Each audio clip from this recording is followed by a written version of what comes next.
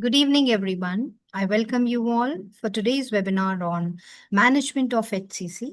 And with immense pleasure, I would like to invite our program convener, Dr. Mithun Sharma, who is Director, Hepatology and Regenerative Medicine at AIG Hospital, Hyderabad, for the welcome and introductory note. Yeah, so good evening, everyone. So today we are having this session of HCC, and we have a distinguished group of speakers here who will be speaking about the management of HCC, the intricacies of treatment with immunotherapy, as well as with other systemic therapies. So we have a panelist of gastroenterologist, hepatologist, and medical oncologist. So with this, I think I am the first speaker. So should I start? Yes, sir. So, sir is going to speak on myths and facts of immunotherapy in HCC. Over to you, sir.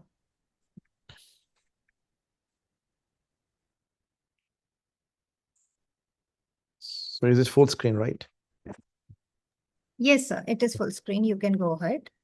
So good afternoon. So I have been given with this job today of talking about myths and facts about immunotherapy, because when it comes to immunotherapy, there are a lot of issues which leads to a lot of reluctance, both on the part of the physician prescribing the medication and also the patient, because it needs a proper counseling.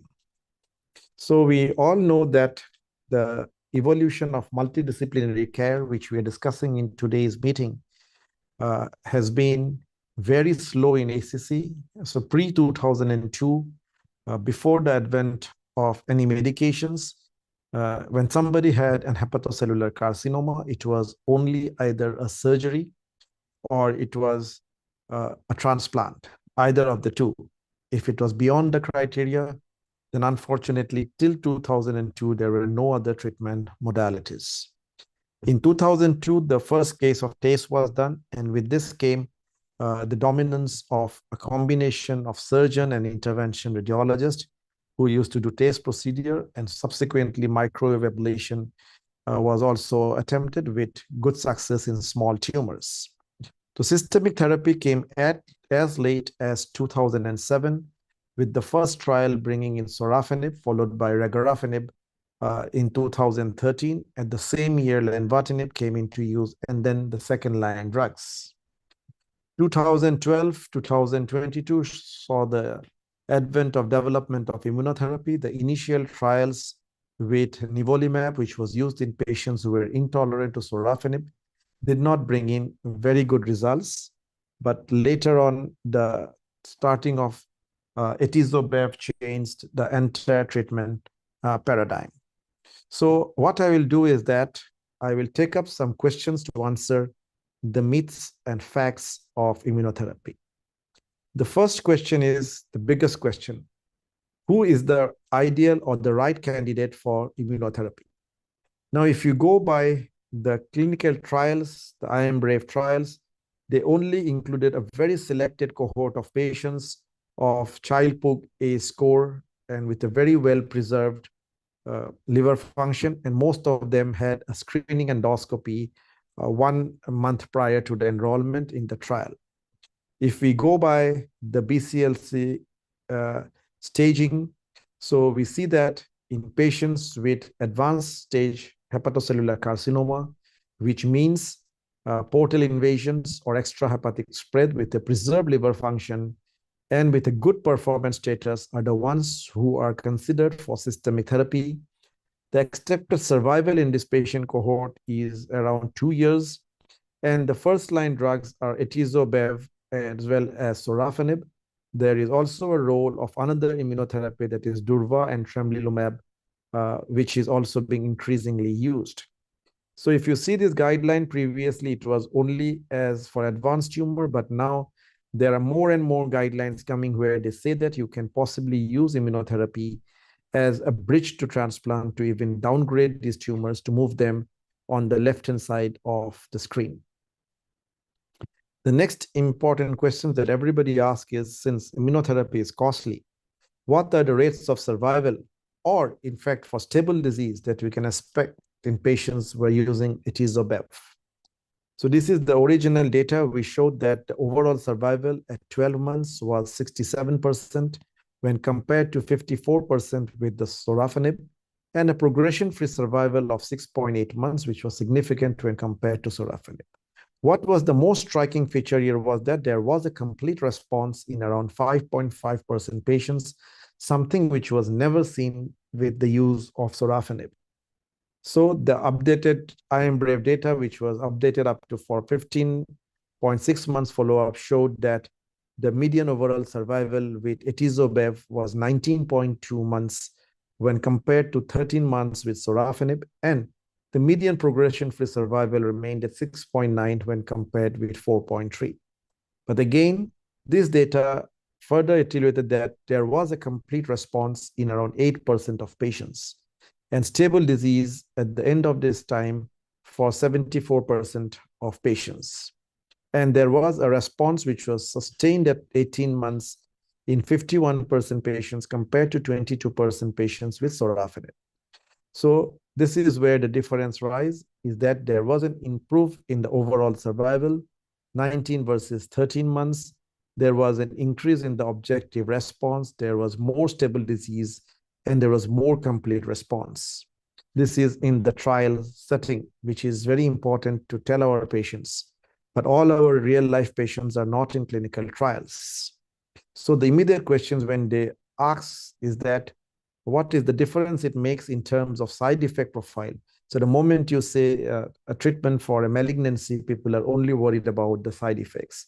So what this showed is that this is what is called the time to deterioration. So the median time to deterioration with atezo-bev was 11 months when compared to 3.6 months. So that means patients whom you start on atezo-bev remained well for a significantly longer period of time, and their physical functioning remained good for around 13 months when compared to 4.9 months with sorafenib. This brings us to the biggest question: which stage of cirrhosis do we use them? Now, as I just mentioned, that in the real-life clinical settings, the things are different. If we go by the criteria that was used in the IMBRAVE trial, it was Child-Pugh score A with no prior systemic therapy with the ECOG status of 0 or 1. But what we really get in our real-life practice, you see the majority of the patients of cirrhosis, close to more than 49% are the ones in Child-Pugh B and C. And majority of them are in advanced BCLC stage. This is the data from PGI Chandigarh, which shows the real-life experience. So we did use our own experience of atezo-bev in relation to Child-Pugh score, and we used it in patients of CTP-A, very few patients of CTP-C who were borderline between B and C. And if you see here, the median overall survival in CTP-A was 21 months when compared to only 4 months in CTP-C. Similarly, the cumulative progression-free survival was also only sustainable in A and CTP-B patients. So we saw a complete response of around 12.9%, which was a little better than what was shown in the clinical trials of 8%. The adverse events happened in 64% of patients, and discontinuation happened in 13.4%. And the majority of the adverse events happened in patients who we used in CTP-C. So this is a definite experience that we should not be using it in this cohort of patients. We are not the only one who used in CTP-C. There are multiple trials and observational studies where they showed that people who have used it in CTP-C are the ones who did the worst. And so this is definitely not recommended. So based on this data, would we like to use it in CTP-B and C? So this was a systemic meta-analysis from our center. We showed that between CTP-A and B, the progression-free survival and the overall survival remain the same.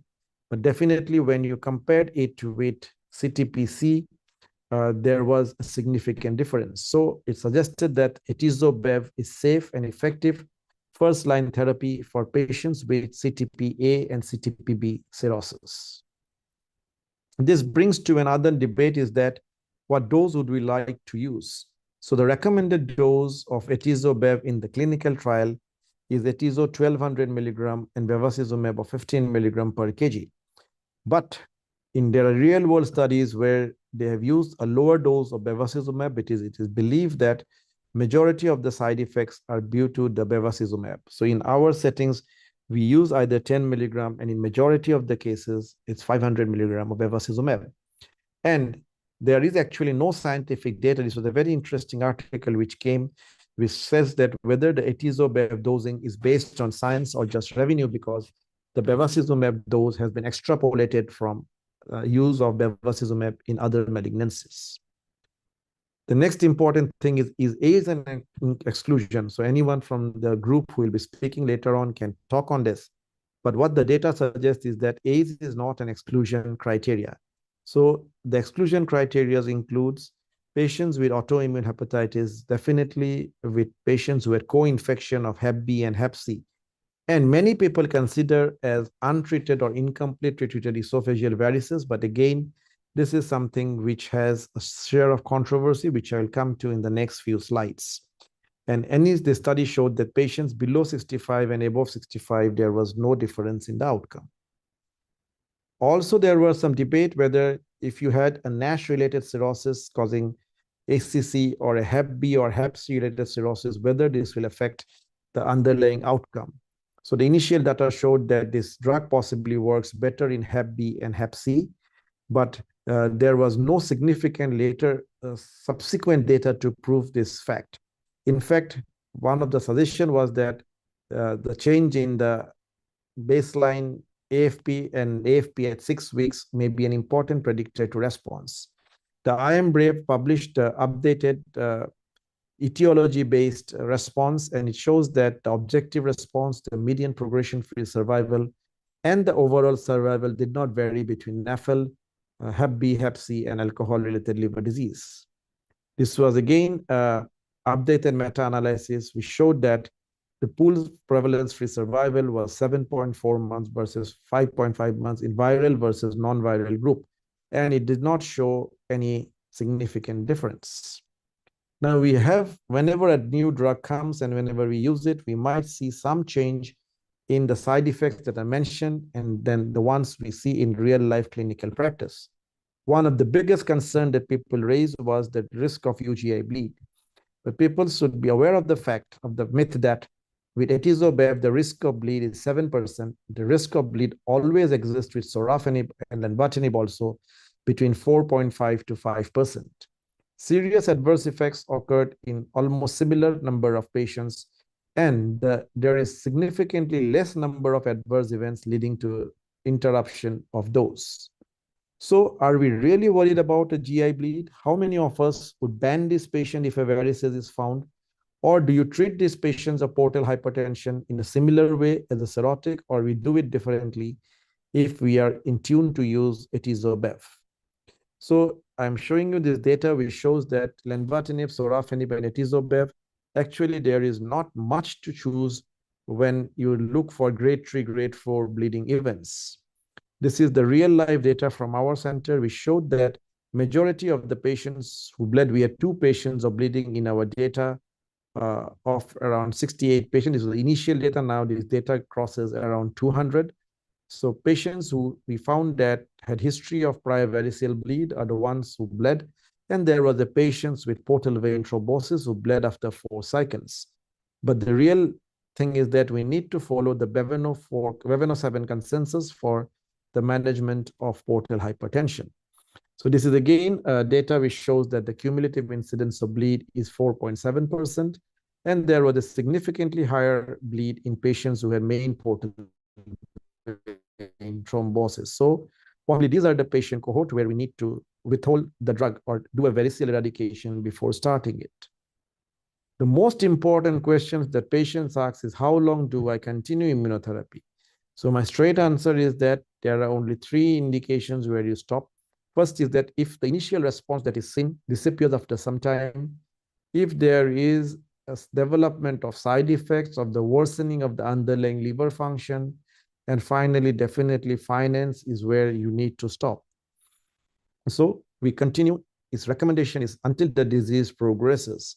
So these are the minimum amount of cycles which patients have took in our hospital and a center data.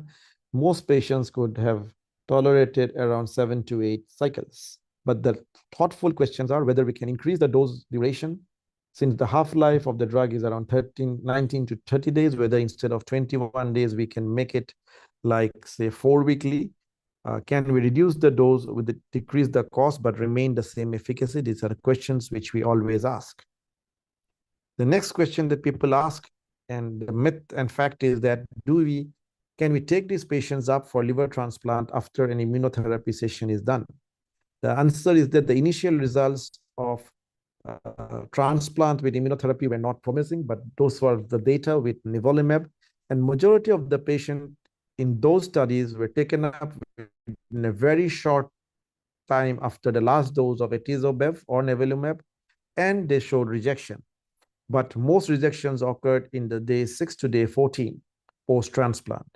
The current suggestion is that we can continue with liver transplant post-immunotherapy, and these patients need to have a washout period of at least 4 weeks before he is taken up for transplant to prevent rejection chances.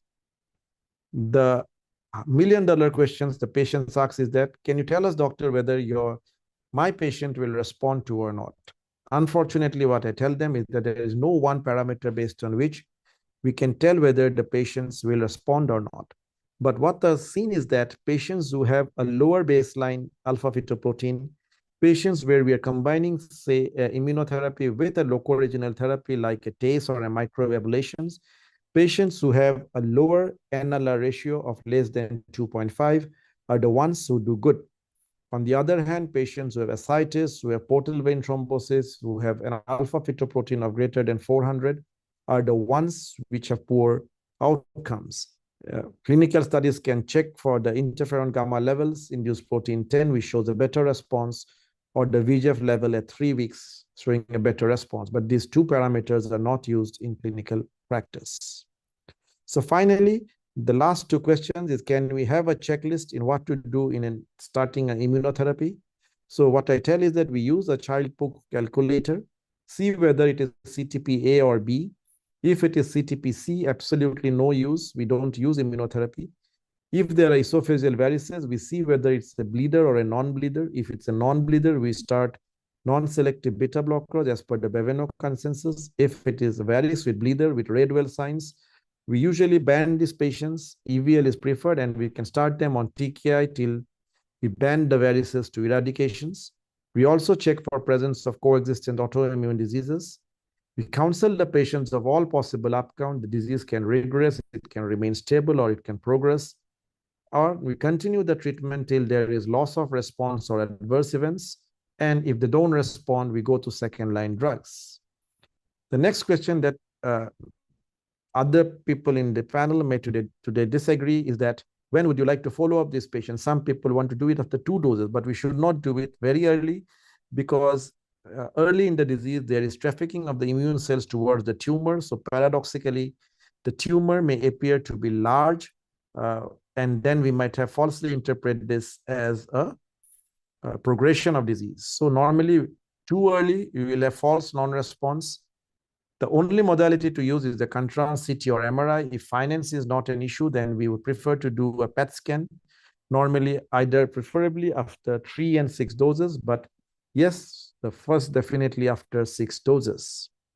And then we also have to, during the follow-up period, look for the presence of hypertension, presence of the liver enzyme elevation, which has recently happened to one of our patients, where it shot up to almost 1800. So these are mostly immune-mediated reactions. The thyroid hormone can have hypothyroidism. And yes, even patients on immunotherapy also develop mouth ulcers, hand, foot diseases, and at least 10 to 15% can still also develop diarrhea. And most people also complain of loss of the voice, the weakness in the vocal tone. These are all side effects of immunotherapy. So when we are using TKI and immunotherapy, we don't know which is happening with what, because all these side effects can happen with both lenvatinib and atezobev.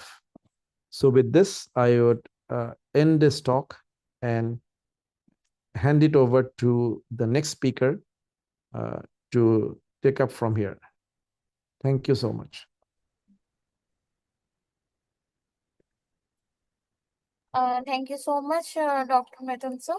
So now I would like to invite Dr. Anand Kulkarni sir, and is a lead consultant hepatologist at AIG Hospital, Hyderabad, to give his talk about immunotherapy as a bridge to transplant. So it's over to you, sir. Thank you. Am I audible? Yes, sir. Yeah. Okay. So my talk is immunotherapy after liver transplant after immunotherapy. For any case of HCC, liver cell carcinoma, if the patient has cirrhosis, the best treatment of choice is always liver transplantation. The second would be the ideal curative therapy would be resection. The third curative therapy would always be a ablation. So these are the three modalities which are actually commonly considered as a curative therapy. So when to do a transplant is a major question for this patient with HCC. Ideally, the first criteria which was developed long back, I think in 1990s, which was published in NEJM, was the Milan criteria, which is still considered as a gold standard, where the individual should have solitary tumor less than 5 centimeters with less than 3 tumors, each less than 3 centimeters. These patients will have a survival of 75% at 4 years post-transplant. So these are ideally suited for patients who can undergo liver transplant upfront. But the problem is 22% of these patients in this study as well had dropout due to tumor progression during the waiting period. So local regional therapy can be considered in patients who have waiting period of more than 6 months. This is bridging therapy, not actually relevant for living donor liver transplant setting, where bridging therapy is where the patient is already in Milan's criteria. The patient is waiting for probably cadaveric livers. That is when we do some therapies to ablate the lesions to take control of the disease, and then they can be bridged for transplant. This is downstaging, where the tumor is outside the set criteria of Milan's. Then we do the multiple procedures, either local regional therapy with or without immunotherapy. Then the patient comes within the Milan's criteria, and the patient can be taken up for downstaging therapy. Adjuvant or recurrence can be taken care later. There is some data on the use of immunotherapy in adjuvant setting, but not great data or no great survival benefit as of now. So there is bridging therapy, there is downstaging therapy. The best criteria till date will always be Milan's criteria. There are multiple other criteria, extended Toronto criteria, UCSF criteria, Kyoto criteria. Toronto is the best of the lot. It says that any tumor size within the liver without vascular lesion or extrahepatic metastasis is a candidate for transplant. The problem is also here is biological behavior of the tumor. If the patient has more higher alpha fetoprotein, he is actually not a candidate for transplant. Some consider it to be 400, some consider it to be 1000. We usually consider it to be 1000 to some extent in patients who have limited lesions. If the patient has higher alpha fetoprotein, we tend to avoid them for transplant. So apart from the size criteria, the major problem with this criteria was the lack of biological activity, which was not present in this Milan's criteria. But the later criteria, multiple from Japan and all the others, have biological criteria also. As I said before, bridging therapy is actually not relevant for us. We are LDLT, where the liver is available upfront. Downstaging, when our aim is to get within the size, intended size of the transplant center. Some consider it to be Milan, some UCSF. Everybody has their own ways of treating HCC. So in such situations, when the patient is not fitting into criteria and then he has been downstaged, is considered as downstaging therapy. This therapy still did, which have established and which have robust evidence, are TACE, Y90 tear, and ablation for multiple tumors. There are multiple other local regional therapies, combinations in various permutations and combinations which have been used, but these are the major modalities for which are well established for downstaging. So this is our recent review article which was published in AP&T. We compared what the downstaging modalities, local regional therapy alone versus ICA alone. What happens is basically local regional therapy is used when the patient has a tumor within BCLC of 0, A and B. We usually don't take patients with C. Nowadays, we are also considering patients with Y90 for portal vein thrombosis also. But ICIs, most of these patients are in the stage of BCLCC. We rarely take these patients for ICIs alone. Evidence for as a bridge therapy or as a downstage, excellent evidence, robust evidence. But for ICS, it is just upcoming. There are fewer studies, earlier on 10 to 12 studies which have been published, where ICS has been used as a downstaging or a bridging modality for HCC for transplant. LRTs actually directly block the tumor cells. They have cytotoxic effect and they block the blood supply. Whereas ICS enhances the systemic immune response and then the cancer cells are killed. Here the effect is local, the tumor tissue is burnt. Here the effect is systemic. There are effect on the distant metastasis also. The effect on CTCs, probably none in local regional therapy, but moderate in patients who receive ICIs. Recurrence rates are pretty high in the pre-transplant period, both intrahepatic and extrahepatic, but usually it doesn't affect cause anything post-transplant. So there is nothing like if I do taste now post-transplant, the patient may have increased recurrence. But when you give a ICI, during pre-transplant, yes, the probability is very low. Post-transplant, there is some increased evidence because of the changes in the immunity. We have to modify their immune suppression, and there is a fixed gap which is required for these patients to undergo transplant after the last dose of immunotherapy. Combination with TKIs, some studies from Japan saying there is enhanced tumor control, but there is all the studies of combination of ICIs and TKIs have shown no benefit for these patients. Combination of LRT and ICI, both of them excellent effect because there is increased expression of neoantigens and may increase the chance of tumor control. Obviously, assessment of this therapy is based on the radiological evidence. We do a CT, MRI at frequent intervals for these patients to see the response, and the patient is taken for transplant when he or she meets the criteria of the intended criteria of the transplant center. The adverse events lead to delisting. This is common in LRTs. It is basically because of decompensation. We have had patients where we have done a Y90.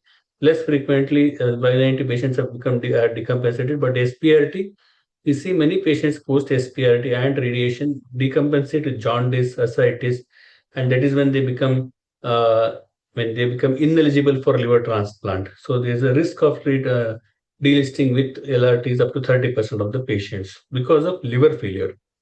In ICS, infections are a major concern. We see that the patients develop SBP, pneumonias, because the immunity is totally altered. Their risk is almost 1/3, 30% develop infection, then they become delisted because of infections. There is some evidence that around 10% of these patients who receive ICI also develop immune related disorders like autoimmune diseases, which can again lead to delisting of these patients. So these are the differences between local regional therapy and ICS as a bridge or as a downstaging modality for liver transplantation. So there is a need for prolonged waiting time with LRTs, local regional therapies. We need something novel treatment for patients who do not respond to local regional therapy. We need something where the patient is not suitable. The patient may have mild ascites where we cannot do local regional therapies. Patient may require multiple LRTs. They become drained out that every time I get this test. Post-test, there is some post-test embolization syndrome which can cause fever and other symptoms. So such situations, we need something novel. That is nothing but ICIs. There are some patients who do not respond to LRTs despite multiple sessions. So these are the candidates who actually require immune checkpoint inhibitors. So we need to find alternative strategies. One of them is the ICIs or the combination of ICIs and local regional therapy. With the current strategy, that is LRTs, there is 50%, 30 to 50% chance that the patient drops out. It doesn't deal with the microvascular invasion. There are a fair number of chances, even if the patient doesn't have macrovascular invasion, there is some microvascular invasion with these patients. Microsatellite lesions are not countered with these LRTs. Cellular mutations are not tackled. The tumor biology may get controlled, but not to a greater extent. And tumor microenvironment, there is no much change in the tumor microenvironment with the local regional therapy. This is our experience of using atezolizumab as a downstaging modality. This is which has been published in Journal of Liver Cancer. Around 10% of these patients were downstaged within Milan's criteria. Then we did a liquid biopsy for these patients. We checked the tumor mutational burden. Patients who had low tumor mutational burden and low microsatellite inhibition, MSIs, they were taken for transplant. Around 5 underwent transplant. One patient had very significant reduction in the size, and she was hepatitis B, and she underwent resection. The third, 3 of the patients died on the waitlist due to infections. There was no recurrence or rejection at that time, but the problem we faced was poor wound healing. There are significant challenges with wound healing in these patients. But in the recent times, we have seen after around 1.5 to 2 years, an individual who underwent cadaveric liver transplant has developed a recurrence with extrahepatic mets. He has developed lung mets along with the liver lesions, which actually was picked up when the patient came with cough. Here, all the patients received on 3 to 12 cycles of atezolizumab. 4 had received prior locoregional therapies. BCLC-B were around 5 and 7 around C were around 7. 3 patients died because of infections. 6 patients underwent transplant. Around 5 were cadaver, and one resection, and 4 LDLTs and 1 DDLT. None of them had alpha fetoprotein more than 400. The median time was around 79 days. The one with the lower one has developed recently a recurrence.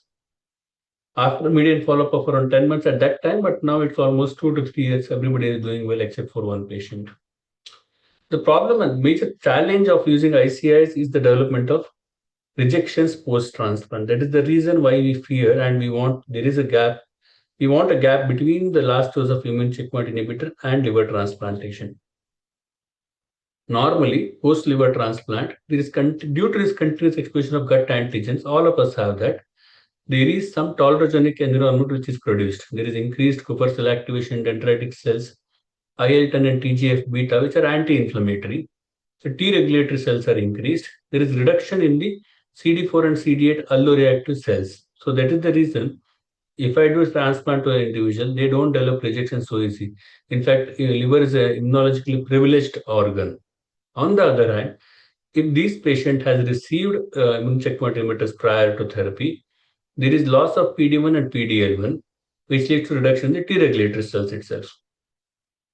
Again, there is more activation of CD4 and CD8. Basically, immune checkpoint inhibitors activate our immune system and then kill the cancer cells. So these are continuously activated. There is increased activity of macrophages, NK cells, and dendritic cells. All these cells attack the graft, and then there is increased risk of acute cellular rejections. There are some reports of AMR, but it is hardly in case reports. Not many have been shown to develop AMRs. They are all usually ACS, acute cellular rejections. That is the reason why we need a washout period. Multiple studies on this washout period. A recent systematic review suggested it should be 52 days, 60 days, 90 days. We prefer at least 60 days to be there between the transplant and the ICI recipient. So for nivolumab, this is basically based on the half-life of these drugs. All of these drugs have a half-life around 20 to 25 days. So we need at least 1.5 to 2 cycles, that is 24 to 46 to 50 days for them to wash out. That is the reason why we need a gap between these recipients of these injections and then transplant. This is our one of the figures which we recently had in our review article. So candidates who may benefit from downstaging or bridging, these are patients who have Child-Pugh score of B7 or less than B8, BCLC B and C, have very good performance status. They may have aggressive tumor biology, and they also may have prolonged waiting time.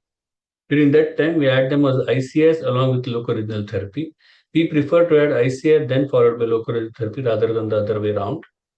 Then we wait for response of these patients. At least 30 to 40% of the tumor burden has to reduce to be able to identify them as ideal for transplant. After 1.5 to 2 cycles, we can add TKIs or locoregional therapies when the patient is waiting for transplant. We have to manage the complications of cirrhosis. We have to prevent infections.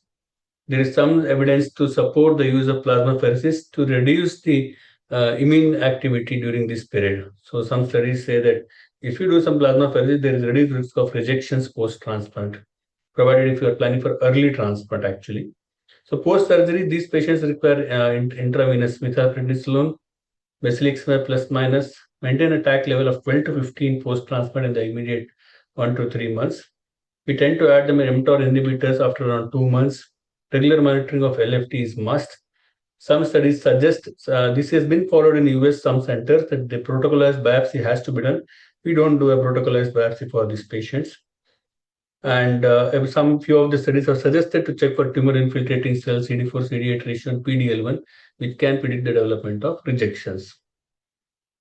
You have to look out for the complications of wounds, and recombinant VEGF may be utilized in their situations. There are certain ongoing trials which have been there on ICS and liver transplantation. I am sure there will be many more in upcoming years. To summarize, immunotherapy definitely is an exciting avenue for downstaging, but we need still more data. Combination of ICS and LRTs probably increases the chance of downstaging and probably taking them for transplant. We have to weigh the risk of rejections post-transplant versus the increased success of downstaging. The choice of drug, the observation period, the need of a new biomarkers, the drug washout period are still in development stage. The role in LDLT especially has greater challenges because many of our patients don't wait, they want us to undergo do a transplant as soon as possible. In this, I come to the end of my talk. I'm happy to take some questions. This is our liver meeting, which has been organized this month. We'll be listening about all of this in our upcoming liver meeting. If you are interested, do join us. Thank you.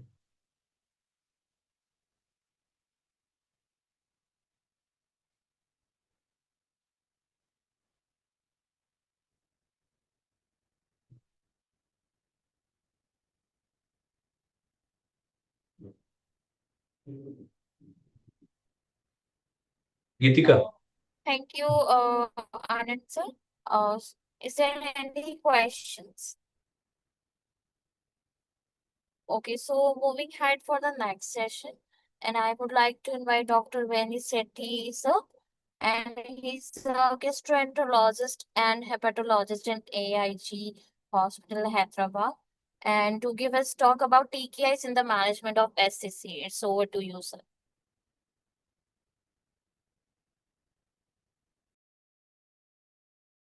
Sir, can you? Yeah. Thanks for the kind invitation. So the topic which is allotted to me is the role of TKI in the ocean of immunotherapy current ongoing. So I'll just share my slides. Can you see my slides? No, not yet. Sir, not yet. Yeah, now I guess. Now it's visible. Yes. So my topic will be on the role of TKI in the era of immunotherapy. So this is like we are just redefining the previous treatment. Previously, we've been using all tyrosine kinase inhibitors. So now, with the introduction of immunotherapy, the introduction of the role of TKI has been changed from the maybe say first line. So let's go to what all happened from 2007 when the first TKI has been introduced for hepatocellular carcinoma, which is a sorafenib, based on the SHARP trial, which had shown that significant benefit in the median overall survival. For 10 years, there was no other medication which has been approved, and in 2018, it was the REFLECT, based on the REFLECT trial, it's the introduction of lenvatinib. So after the lenvatinib, other all medication which have been found to be effective as a second line, but not as a first line therapy when compared with sorafenib. And with the introduction of the immunotherapies, which are the immune checkpoint inhibitors, with the first IMDA 150 is the introduction of immune checkpoint inhibitors in the treatment of hepatocellular carcinoma. Since then, no other tyrosine kinase inhibitors have been currently being used.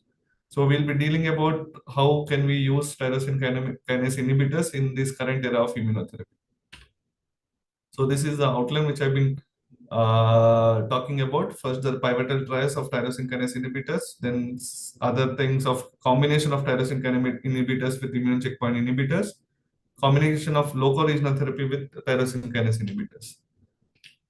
So these are the two the pivot trials, which are the SHARP and Asia Pacific, which had shown a significant benefit of sorafenib and showed an increased median overall survival, both in Asia Pacific population and overall in the European other populations. Then comes the REFLECT trial, which is a comparison of lenvatinib and sorafenib, which is a non-inferior trial. So it showed a non-inferiority to sorafenib and equally efficacious as sorafenib in the treatment of hepatocellular carcinoma. When you see the overall survival, both are almost equivalent, and it was not so significantly which one either of those are equally efficacious in the treatment of hepatocellular carcinoma and increasing median overall survival. These are all in unresectable HCCs. However, when we see as an investigator assessment masked independent as an imaging review according to the MRESIST criteria, not as a RESIST but as an MRESIST criteria, the lenvatinib had a significantly better anti-tumor effect than sorafenib, and the favorable anti-tumor effect was reproduced in independent imaging review using the MRESIST criteria. The overall progression-free survival was better, and overall the tumor response rate was better. And when the AFP, there was an imbalance in the AFP patient, when stratified according to AFPs in the REFLECT trial, when this imbalance was corrected across subgroups, when we see that AFP less than 200, the overall, if you take a group of AFP less than 200, when compare groups of lenvatinib and sorafenib, the overall survival was significantly better, and even the progression-free survival was better in patients with low AFP. However, in patients with higher AFP, the overall survival and progression-free survival were not significantly different. How lenvatinib is different? So basically, lenvatinib is the only TKI to have an anti-tumor effect against, specifically because of its effect on the FGFR 1 to 4 pathway, apart from the VEGFR pathways. So this fibroblast growth factor is beneficial because it decreases the metastasis or also decreases the infiltration of the tumor cells. So it is the only TKI to have activity against the FGFR pathways.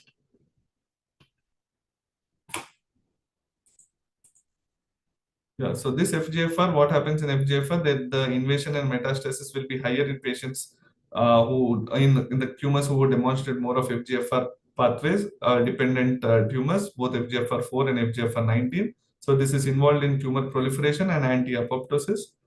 So it is expressed in liver tissues, and any medication which can go against this FGFR has a little bit better benefit than those who does not have anti-FGFR pathways.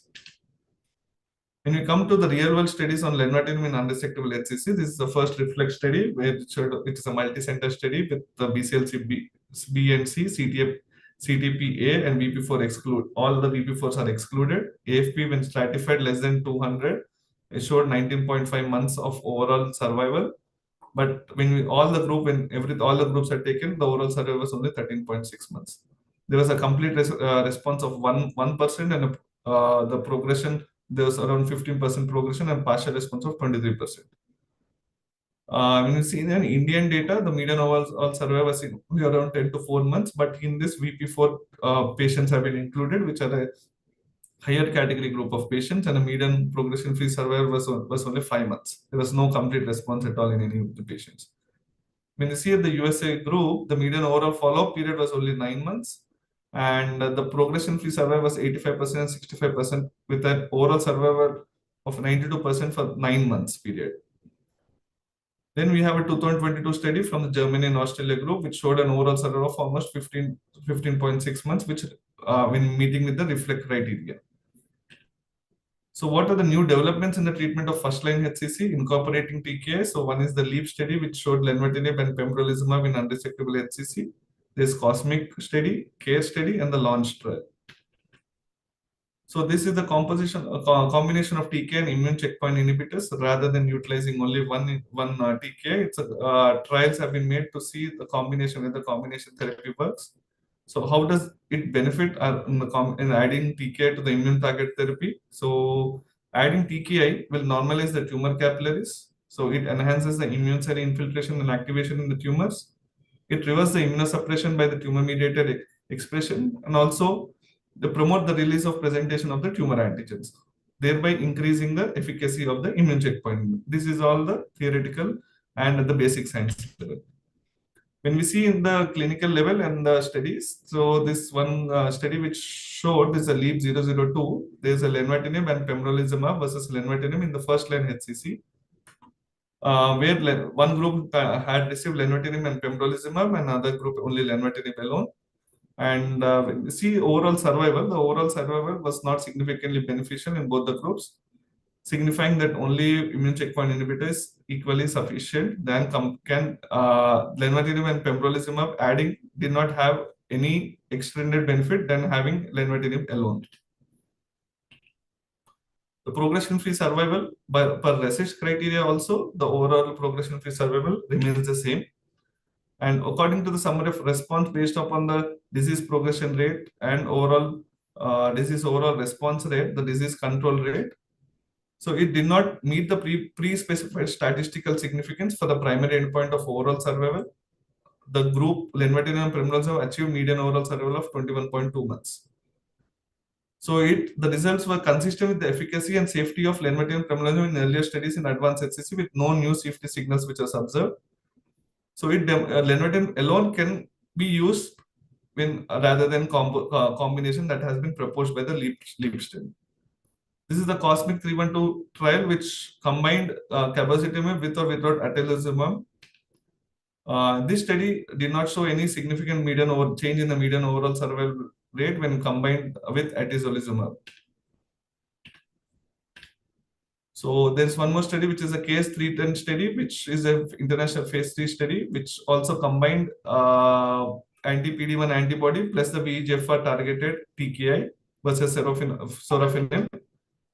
And when we combine this, the overall survival rate was 21.2 months versus 15.2 with sorafenib. But this overall survival rate of 15.2 was far more higher when compared to the SHARP trial, which showed very less overall survival rate.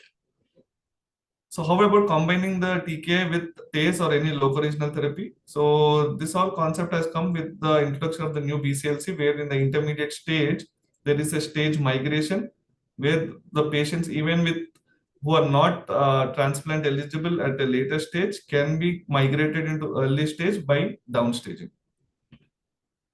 So specifically in those patients where there are diffuse infiltrative tumors or not feasible for any TACE, who are TACE unsuitable and TACE refractory patients, these are the patients where addition of TKI can have an additional benefit.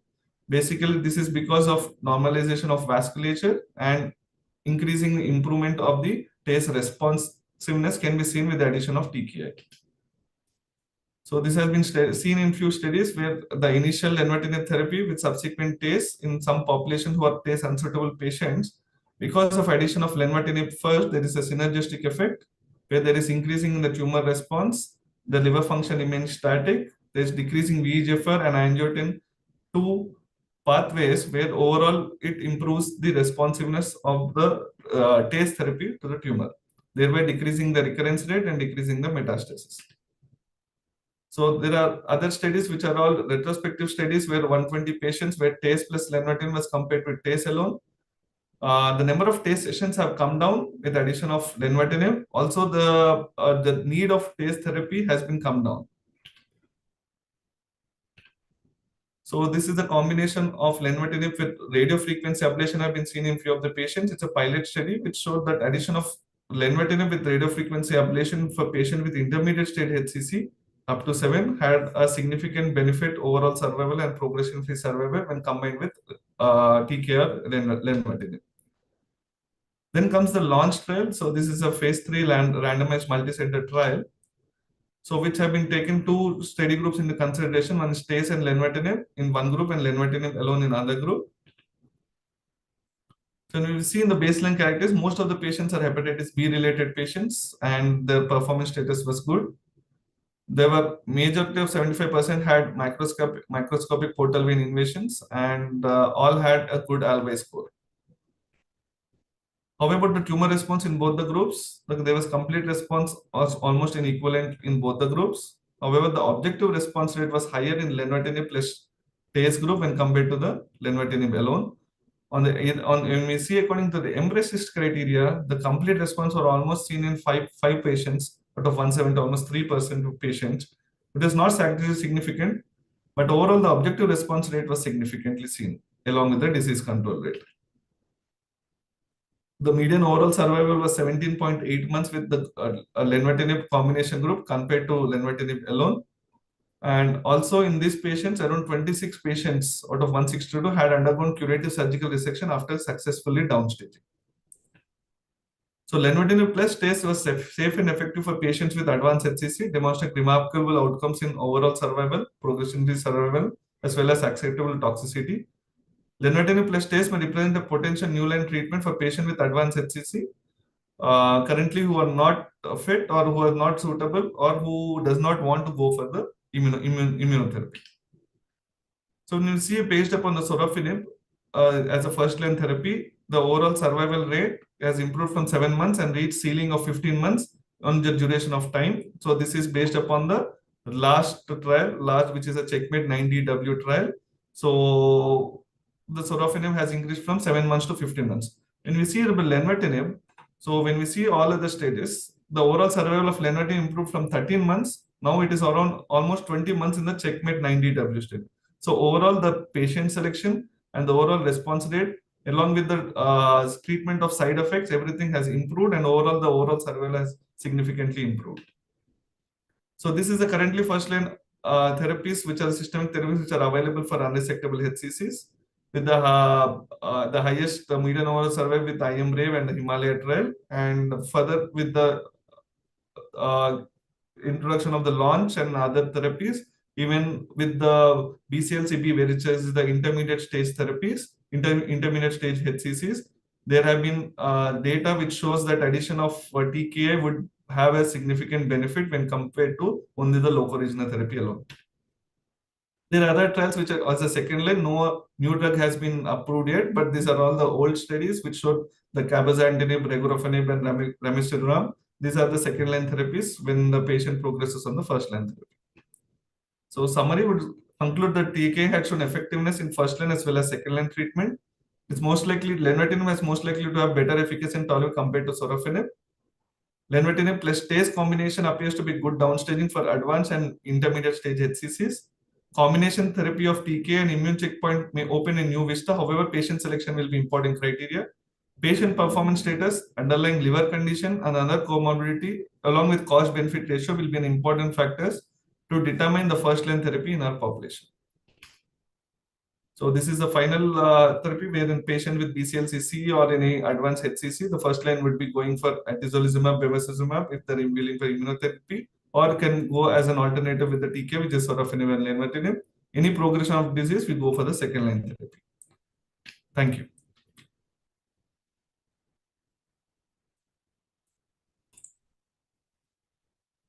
Thank you, Dr. Vani Shetty, sir.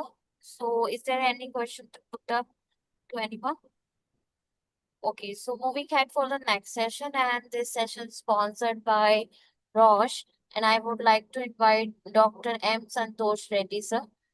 He's a DM medical oncologist, Omega Hospital, Kariman Nagar, and to give us talk about IO plus VEGF in the management of SCC. So it's over to you, sir. Hello, good evening. Am I audible? Yes, sir.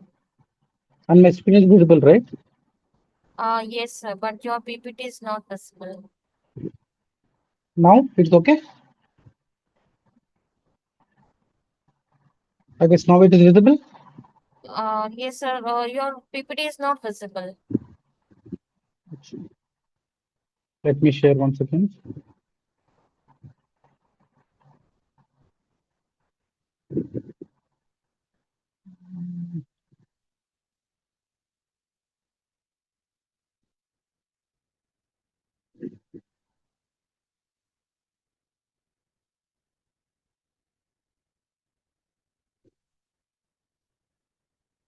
Okay, I guess now it is visible, or still no? No, sir. Really?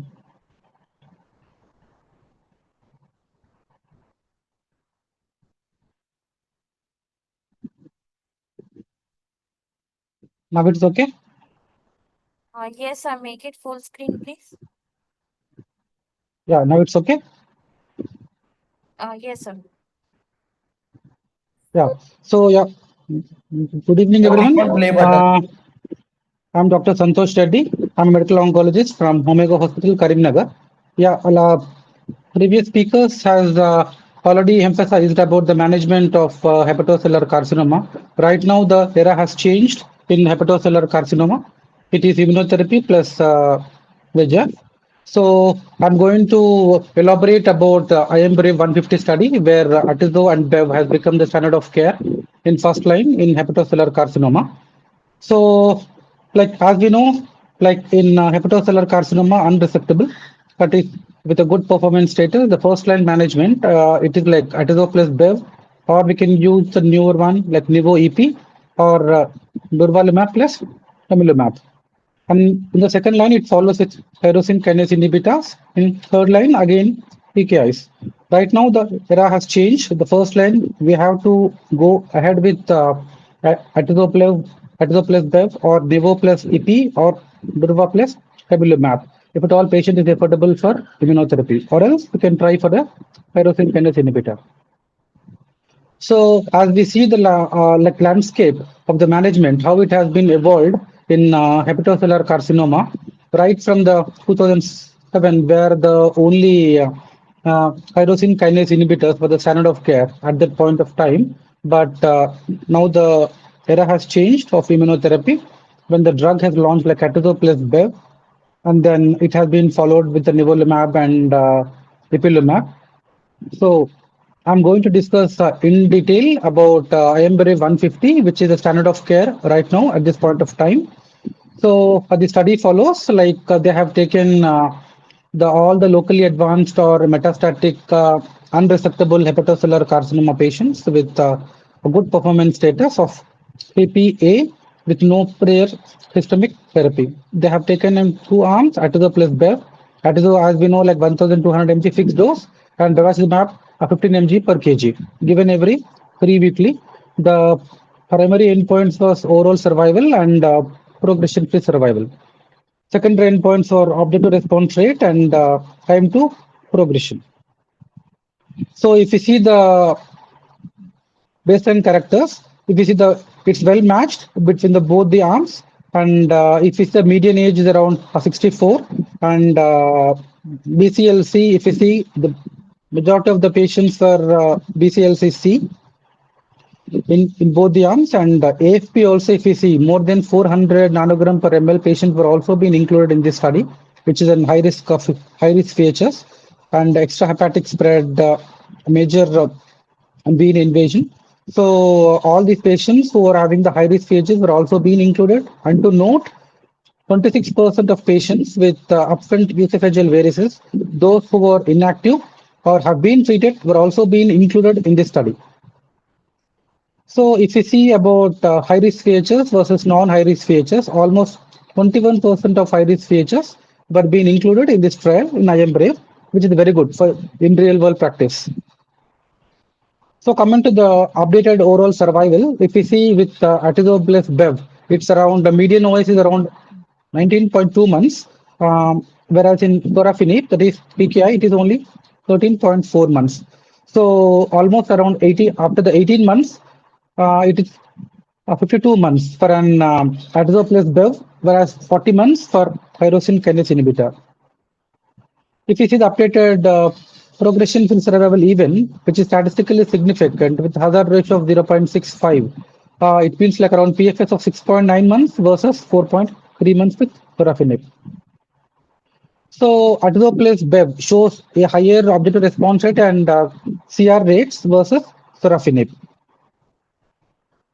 So updated OS subgroup analysis. If you see, if you take a keynote on this flow chart, so there in the forest plot we can see like hepatitis B virus patients and C virus and non-viral patients, right? So if a patient is having hepatitis B and C, they were responding very good with an hepatitis B with Atizo plus Bev, whereas non-viral hepatitis C, it was not that good hazard ratio. Hazard ratio crossing the line of 1.05.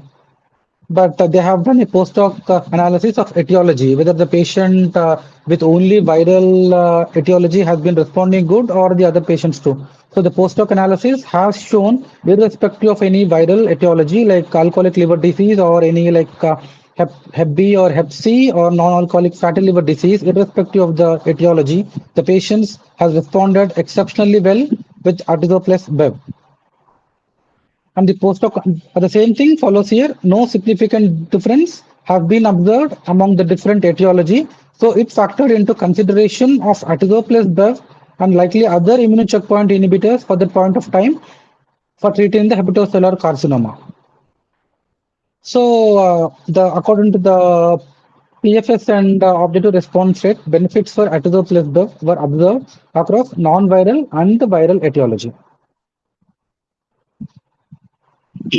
So if you see about the safety, it is utmost important. And in any hepatocellular carcinoma patients, right from the beginning, we need an overall survival benefit, and equally important is quality of life. If at all anything is hampered, it is not good for the patient, as well as the patient liver function test should does not be altered, so that these patients can be considered for the second line management too. So they have studied about the safety and quality of life. In IMBRA 150, they have seen adverse events which were there with the Atezolizumab plus Bev. Were majority of the one were hypertension, increase in liver function test, that is AST, and proteinuria. All these side effects were majority seen because of the VEGF. So these were manageable. In the same way, if you see the tyrosine kinase also, there was also seen hypertension and hand-foot syndrome along with diarrhea. So the concept of goal for treating the unresectable hepatocellular carcinoma, how do we decide which patient and what is important for the patient while planning the treatment upfront? Right now, like my thing, when I practice in my OPD, first thing I look for the quality of life, followed by overall survival and with manageable side effects. So if you see with the Atezolizumab plus Bev, all these criteria has been matched. So there is a wide benefit with high response rate, longer progression-free survival, as well as the overall survival. All these things have been matched with Atezolizumab plus bevacizumab. So if you see nowadays, right now in 2025, where we are there in the era of immunotherapy, we have multiple options of immunotherapy upfront in hepatocellular carcinoma. We have option of atezolizumab plus bevacizumab. We have options of nivolumab plus ipilimumab. We have option of stride regimen. So among, if you compare, actually we should not compare in the head-to-head comparison, but if we compare, so Atezolizumab plus Bev, where the median overall survival is around 19.2 months with a hazard ratio of 0.66. So whereas Nivo plus EP, median OS is 23.7 months with a hazard ratio of 0.79 when compared with 0.66 with Atezolizumab plus Bev. And if we see with a stride, the median overall survival is 16.4 months when compared with 19.2 with Atezolizumab plus Bev. So we can make a note, the Kaplan-Meier curve starts operating much more earlier in Atezolizumab plus Bev when compared with the Nivo plus EP. The only after, like for the first year, only after crossing the first year, the curves have been separated in Nivo plus EP. So Atezolizumab plus Bev combination, they have been studied in meta-analysis. The recent meta-analysis, when compared with the other TKIs, the Atezolizumab plus Bev combination in comparison to sorafenib or like other TKIs, it has make a significant impact.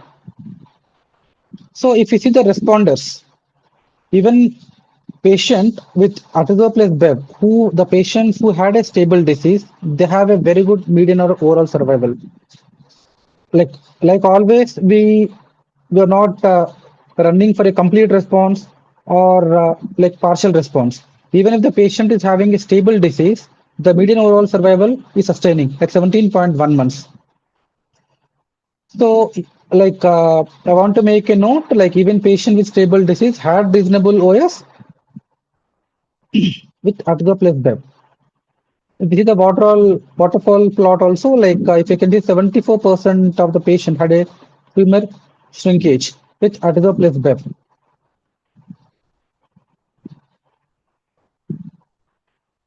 The median follow-up duration was 22 months in tumor shrinkage population and 7.62 months in non-tumor shrinkage. If you see, after giving atezo plus bev, we are expecting a tumor shrinkage. The patients who had upfront tumor shrinkage, they had a very good overall survival of 20.2 months in comparison to the patients who had no tumor shrinkage, they're having a overall survival of 7.62 months. So duration of response. So with the atezo plus bev, hazard ratio is very much statistically significant of 0.38 with atezo plus bev in comparison to sorafenib, which is having only 14.9 months. So if you see atezo plus bev, all the factors like it is having a high response rate, we can see a deep response, and we have a very long response. All these factors have been satisfied with atezolizumab plus bevacizumab. If you see like subgroup analysis of high risk and non-high risk, even in the high risk patients with atezo plus bev, we can see very good response rate in with respect to overall survival, with progression-free survival, as well as response rate, as well as even with the adverse event. All these things have been matching in high risk group when comparison to the non-high risk group, which majority of the patients which we see in the real world practice.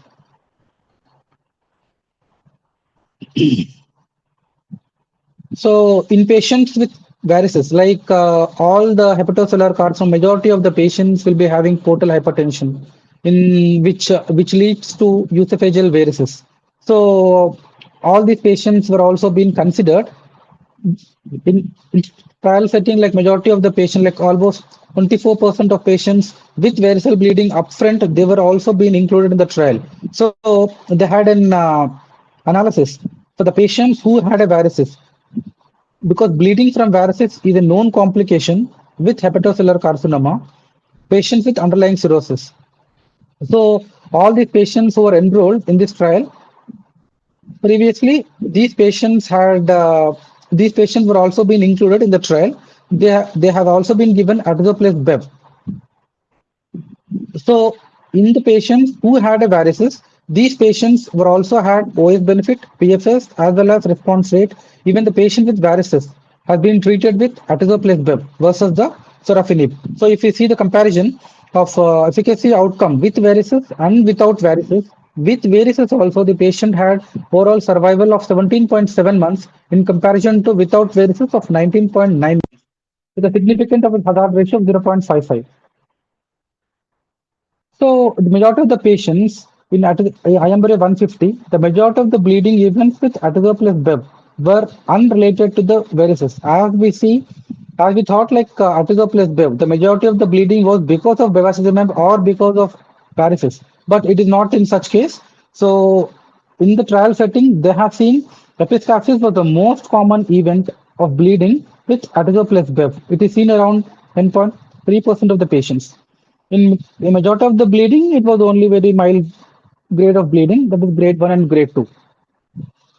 So even the patients were considered with varices in this trial. These patients for atezo plus bev who were considered should undergo an esophageal to assess the high risk meta or variceal bleeding. It's a strong recommendation before enrolling into the trial. And the patient who had a large varicose prior to the infusion of atezo plus bev, these patients should receive at least one session of banding, and the patient, after responding to one session of banding, these patients were enrolled in the trial. And the patient who had a recent GI bleeding within 6 months, and those with high risk stigmata for bleeding, these patients should be adequately treated before giving atezo plus bev. Or these patients should be considered the other immunotherapy drugs. And after having the optimal wait time of the band ligation and initiation of atezo plus bev to minimize the risk of bleeding from banding ulcer is unknown, but we have to keep around 2-week lag time in order to start from the banding to the atezo plus bev infusion. So the goal by the goal-based stage of hepatocellular carcinoma, if you see in the intermediate stage, like systemic therapy, if you see, we have options like atezo plus bev. If at all patient is not responding, or if the patient is having any disease progression on atezo plus bev, or intolerance to the drugs, we can shift them to the lenvatinib and sorafenib, or sorafenib in the second line TKI.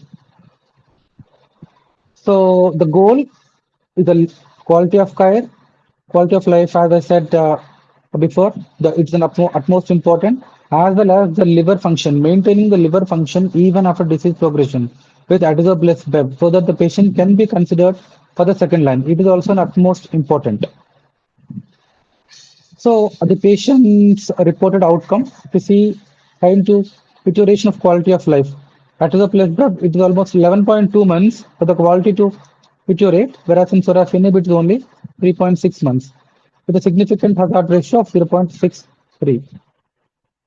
So if you see the ALBI score in atezo plus bev, albumin and bilirubin grading analysis, if you see, there's a phase 3 study they have seen with unresectable hepatocellular carcinoma.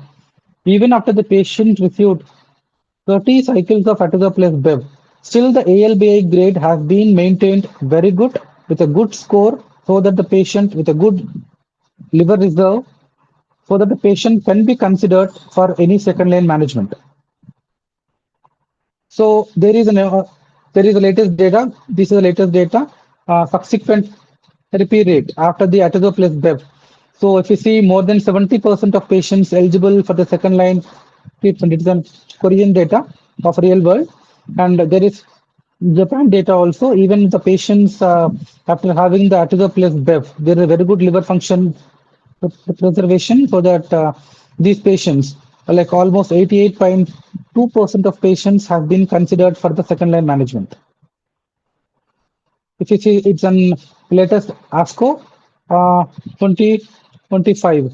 So if you see the real world data, long-term survival outcome of atezo plus pembrolizumab in Taiwan, it's a new entity. Right now, it's not into the guideline. From the data collected from the 4 medical centers in Taiwan, atezo plus pembrolizumab led to a notable proportion of patients achieving long-term survival, that is 60 months, OS 19.6%. So coming to the conclusion, so IMBRE 150 suggests that atezo plus bev has been continued to demonstrate a consistent clinical meaningful treatment benefit in comparison to sorafenib with respect to median overall survival, that is 19.2 months with atezo plus bev in comparison to 13.4 months with sorafenib, with a significant hazard ratio of 0.66. There is a good significant progression-free survival of 6.9 months versus 4.3 months in sorafenib. If you see the objective response rate, even it is also very good with atezo plus bev, 35% versus 12% with sorafenib. And coming to the safety and tolerability issues, atezo plus bev remains consistent with the known safety profile of each individual drug and the underlying disease.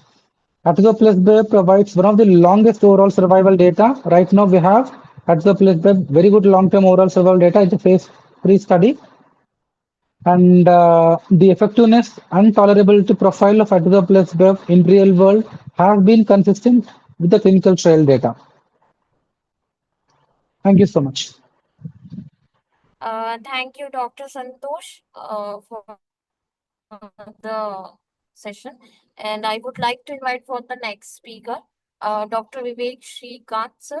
And he's an interventional radiologist at AIG Hospital, Hyderabad, and to give his talk about local regional therapies in HCC. So over to you, sir. Okay, thank you, Ms. Geeta. So I'll share my screen. So I think the screen is visible.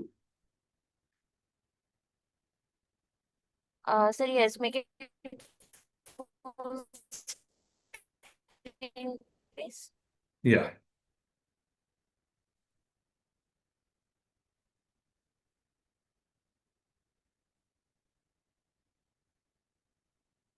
One second, I'm making it full screen. Hope it's visible.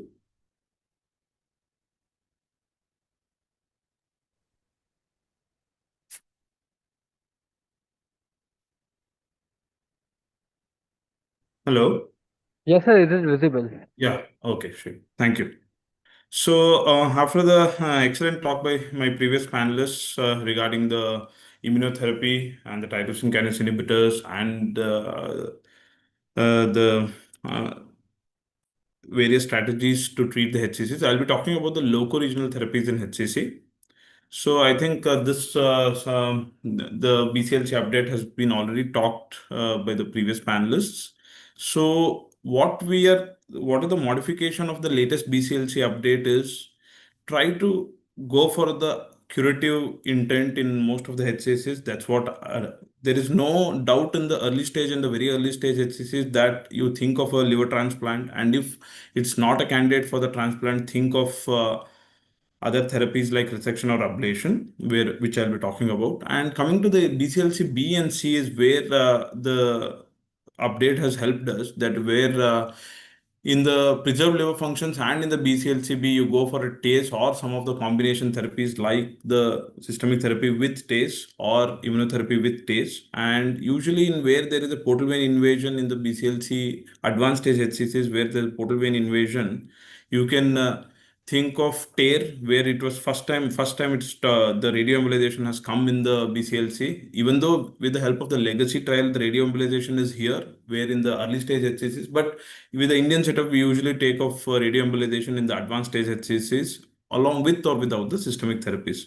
This is where I feel the initial initial modification of the BCLC staging is much better when compared for the Indian setup, where they talk about in the stage C and in the stage C HCCs, where stage C is again divided into stages C1 and C2, where if there is an extrahepatic spread, then there's not much role of local regional therapy. But if it's a C1, where there is a portal vein invasion, which is limited to the liver, then the local regional therapy can be thought of. And again, there's a provision of downstaging, and there is even the role of TARE and SBRT, which was added. And in the initial staging, there is the inclusion of the combination of the adjuvant therapies, where a combination therapy where a combination of local regional with the systemic therapy was included, and also indication of systemic therapy to the patients who are receiving the local regional therapies. So with this, I will be talking about the local regional therapies as an interventional radiologist, and what are the things which we take care of, that are minimally invasive therapies.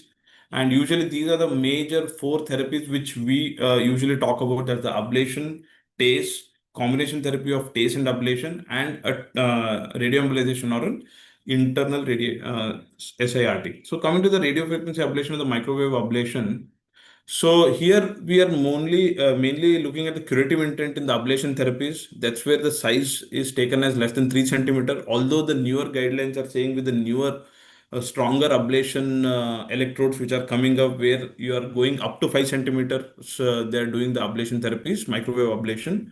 But for the practical setup, we usually keep between 3 to 3.5 centimeters for the ablation therapies. And the overall survival is at 1 year and 3 years is same in between the RFA and the surgical resection group. Particularly, this is important because most of the patients are having portal hypertension, cirrhotics. Again, the surgical resection becomes a contraindication in many of our patients, and this is where the ablation therapy comes into role. And coming to the radiofrequency ablation, I'll not go into the details of it, but the radiofrequency ablation is again a RF electrode is there, which you keep into the target lesion, and with the grounding pads are kept on the patient's thigh, and which causes the heating, and it causes the coagulative necrosis and the cell death at 60 to 100 degrees Celsius. But some of the earlier we used to do radiofrequency ablation, but in our institute we have predominantly moved to microwave ablation because of the simplicity of its nature and with the effective ablation zones. And RFA, what are some of the downsides of the RFA? The local tissue charring, which increases the impedance, and also in the heat sink effect. With the heat sink effect, where the lesions closer to the hepatic vein or the portal veins usually cannot be ablated that effectively in the RFA. And some of the challenges are the difficult window and the subcapsular lesions. Again, with these, either we take the help of our radiation oncology, or we usually do TACE for these sort of a difficult window lesions. And coming to the microwave ablation, which has now become the predominant with our ablation strategies, where it causes the here coagulation necrosis, but the mechanism is different, where it causes the continuous realignment of the water molecules, and this overcomes the heat sink effect which we see in the RFAs, and so we can use it in the lesions which are closer to the vessels.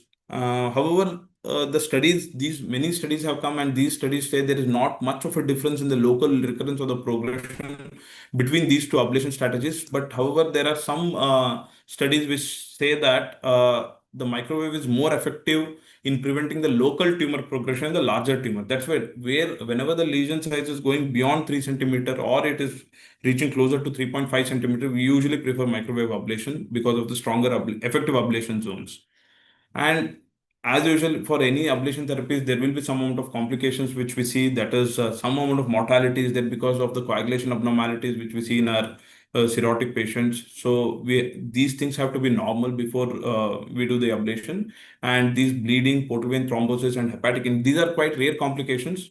And sometimes biloma, bile leaks, and strictures can happen in the centrally placed lesions, which are closer to the larger bile ducts. And coming to the extrahepatic complications, sometimes a pneumothorax, hemothorax, or a bowel injury can happen because of the very difficult locations. And this is one example which I will show. So this is a 51-year-old female, which was a decompensated CLD, which had mild ascites, and HCC was there in the segment 8 of the liver, around 2 centimeter HCC. So a 2 centimeter HCC, we are very happy. It's a centrally located HCC away from the capsule.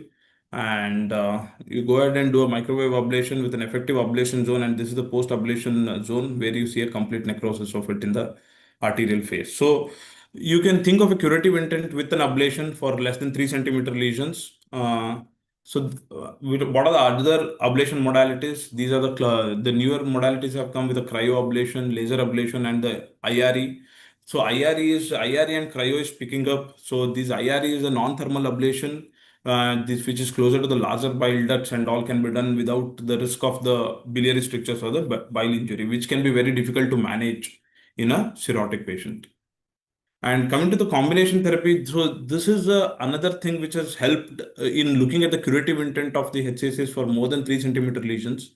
So what happens in between 3 to 5 centimeter up to 5.5 centimeters nowadays, we are doing a TACE with microwave ablation. So this is again superior to TACE alone in the treatment response, and again with the overall survival. And we are looking at the curative intent for up to 5.5 centimeter lesions. So what happens is once you do the microwave ablation after the TACE, usually within the first 48 hours, usually it increases the therapeutic effects of the TACE as well, so that it reduces the local microperfusion. So effective ablation zones do come post TACE, and the larger lesions up to 5.5 centimeter can be treated with these combination therapies. So this is one of the lesions. So again, 3.8 into 3.4 centimeter. So slightly larger lesion, which was there. So which was closer to the capsule. It was segment 7 HCC, which was there. A slightly larger lesion like this. So for this lesion, a TACE was done first, and after 48 hours, an ablation was done. So this was the lesion which was done, and microwave ablation was done. And you can see here after a month, it has caused a complete response, and a curative intent was achieved. And then the patient was kept on a follow-up for the rest of the liver. So this is another modality where we are looking at the curative intent for a TACE and a microwave ablation.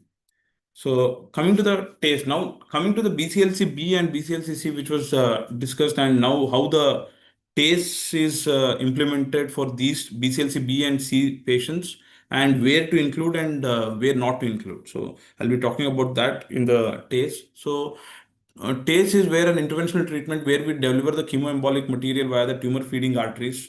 So go as close to the tumor as possible via these tumor feeding arteries, and give the chemoembolic agent. So in the conventional TACE, usually the therapeutic agent is mixed with the lipidol, that is the ethiodized oil, followed by the embolization of the feeder artery. In the DEB TACE, usually the microspheres are loaded with the chemotherapeutics into the tumor feeder artery. So coming to this, in the BCLC-B, those patients which are not surgical candidates, which are not amenable for the one is BCLC-B, non-surgical candidates, and very difficult lesions like the subdiaphragmatic lesions, which are not amenable for percutaneous ablation.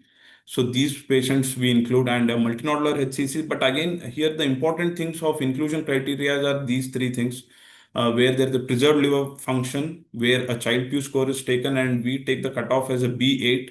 Usually above B8, the TACE is not that effective, and usually no vascular invasion and no extrahepatic spread. Nowadays, if there is a vascular invasion and this thing is there, sometimes a TACE with the tyrosine kinase inhibitors can also be added, like how the my previous panelist spoke about, and the TACE can also be used as a bridge for the liver transplant.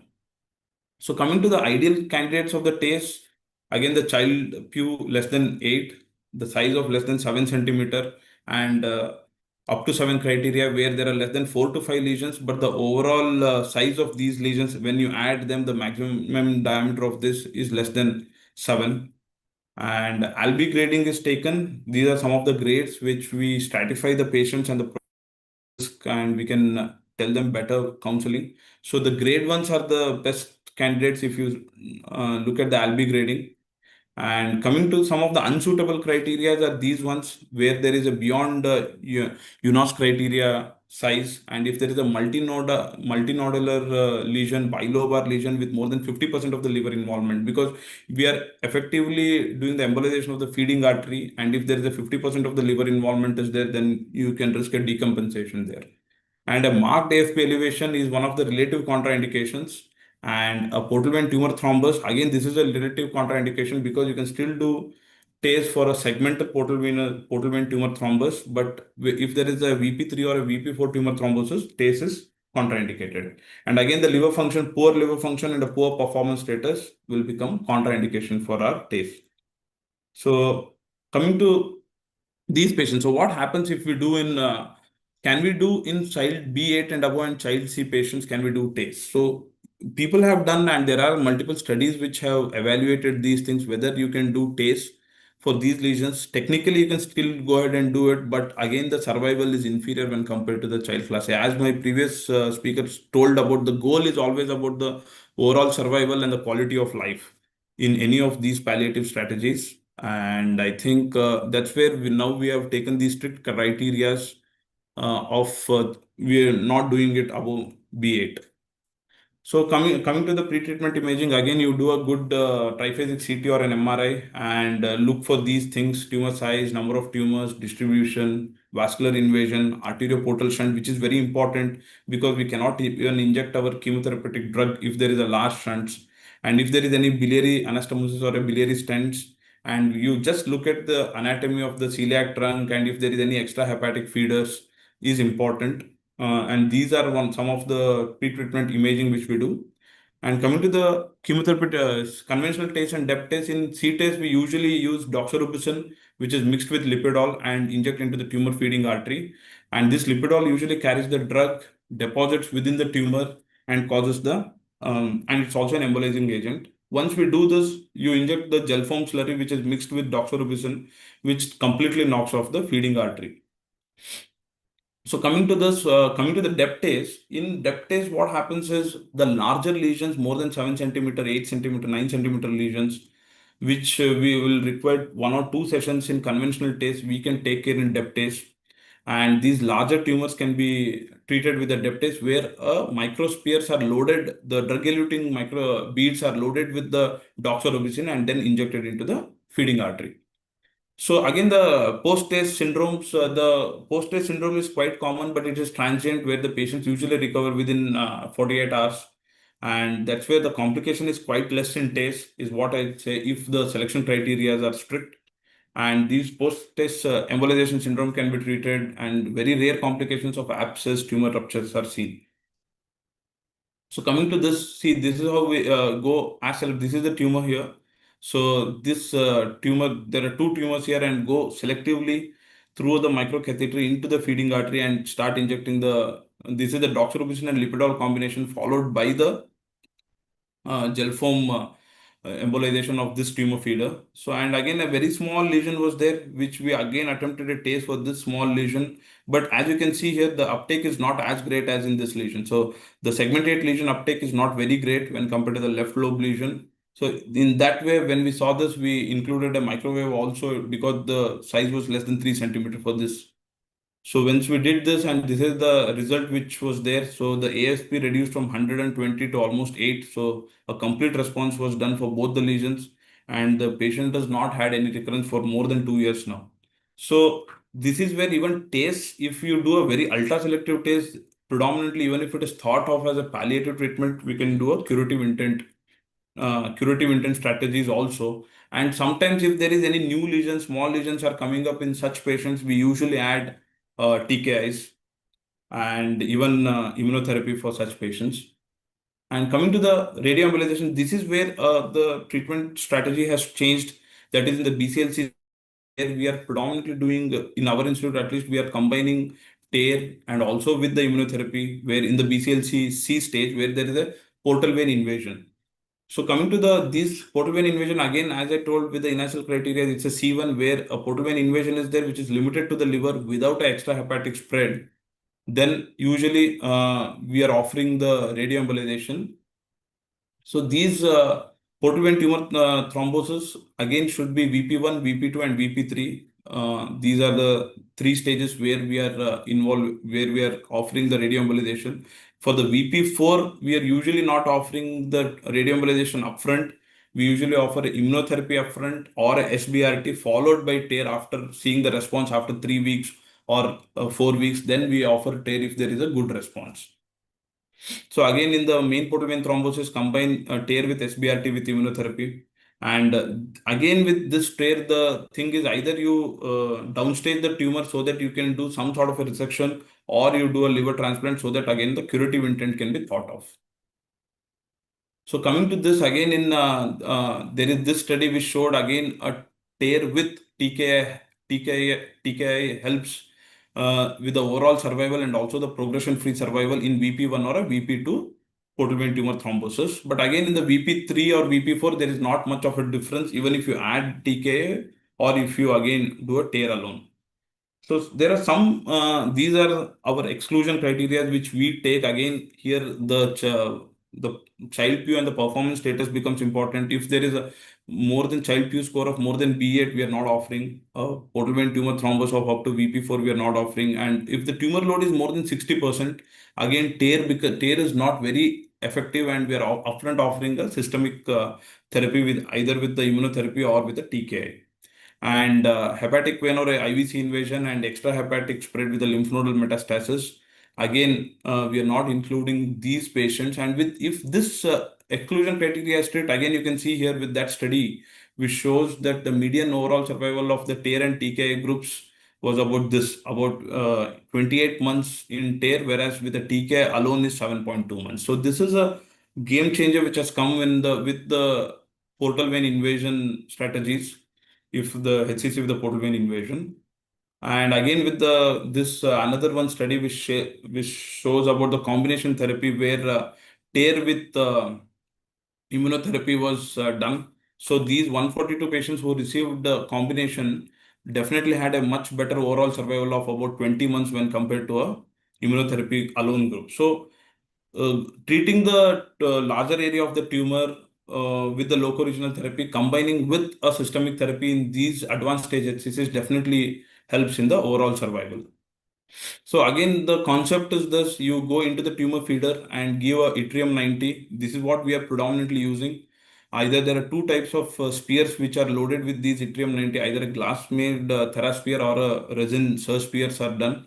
So both of them have equally efficacious, but we are predominantly using spears in our institute. And so these are done in 2 stages. Again, what we do in the first stage is where we do a MA angiography, where we see how much of the tumor is taking these MA particles, which behave very similar to the Y90 microspheres. We calculate the lung shunt fraction. We calculate the tumor uptake, normal liver uptake, which helps in our patient selection for doing the actual therapy with Y90. So this Y90 usually is administered starting we were doing after 2 weeks. Nowadays, we are doing it within 1 week itself. So it can be done up to 4 weeks after the planning of the MA angiography. So again, you can see here, so this was a patient where there was an infiltrative HCC with the portal vein tumor thrombus extending up to the main portal vein. So when such a large portal vein tumor thrombus is there, again the strategies will become very difficult. So with the infiltrative HCC. So as you can see here, so a tear was done with the Y90 for the tumor as well as for the portal vein tumor thrombus. The main portal vein tumor didn't take much. So again, SBRT was offered to him to this patient particularly for the main tumor thrombus, and this is the resolution of the tumor thrombus. And this patient has underwent transplant and he's been disease free for about more than 3 years now, almost 4 years. So this is how the downstaging strategies of TARE has helped even in the advanced stage BCLC stage C HCC. So this is where I would. So this was the same case. So this is the resolution of even the main tumor thrombus, and he underwent transplant and now disease free. So again, the coming to the conclusion of the local regional therapy is this one. So it's now made clear that you think of a curative intent for each and every patient if you can, even in the BCLC B and BCLC C stage patients, and prognosticate prior to the therapy, and definitely have a good tumor board with hepatology, oncology, radiation oncology, and a liver transplant surgeon in the team, along with the interventional radiology, before offering these therapies to the patient, and be clear at what we are offering and at what stage of tumor. Thank you.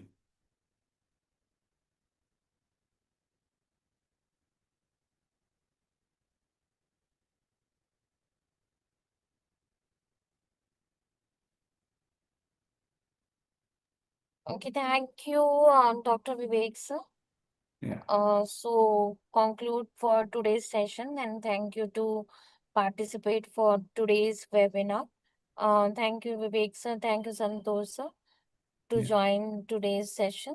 Thank you, Doug, for the support and the support. Thank you so much. So can you close the meeting, and good night, everyone. Okay. Thanks a lot.